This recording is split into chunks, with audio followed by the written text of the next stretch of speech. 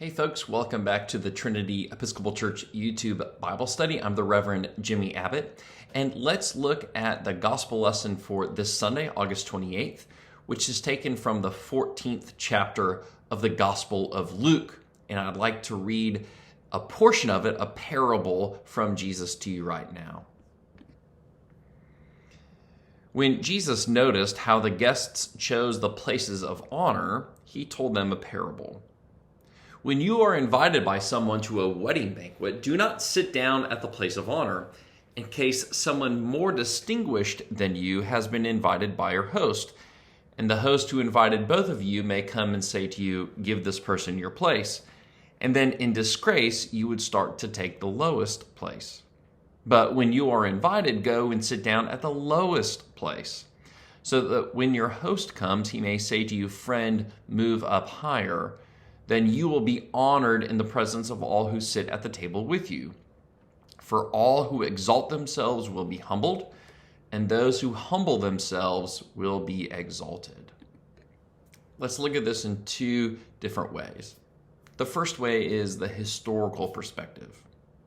We know that in many ancient pagan cultures, lowliness or humility was seen as something to be avoided, as something disgraceful.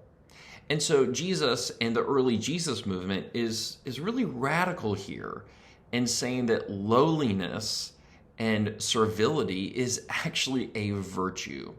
So we can see that Jesus is turning things upside down in the ancient world, just when it comes to rituals, etiquette, and manners. But most of all, let's look at this theologically.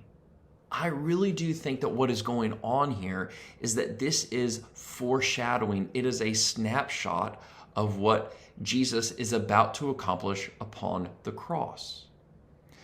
Remember, Jesus saying, as he is crucified, he could call down 10 legions of angels. He could accumulate all this power and grandeur for himself if he wished, but rather he chooses the path of lowliness, of abandonment, and of complete humiliation. And in that, he is exalted.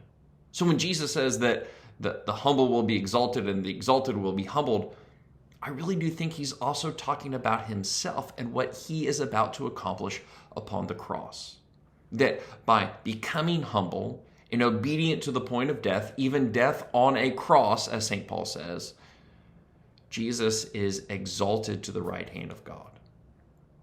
Then the implication for us is to do the same, to go and do likewise, to follow in that path, to always take the path of downward mobility and humility, because in that we will be exalted by God.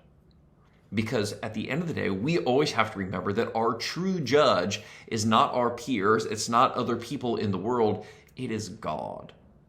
And so we must always be on the path of servility and humility and meekness, not because those things are weak, but because they are strong in God. I'd love to hear what you have to think about this, and maybe you'd like to share some of the ways that you are on the path of downward mobility, on the path of servanthood, and then how God has exalted you and brought you high through that path. Thank you all.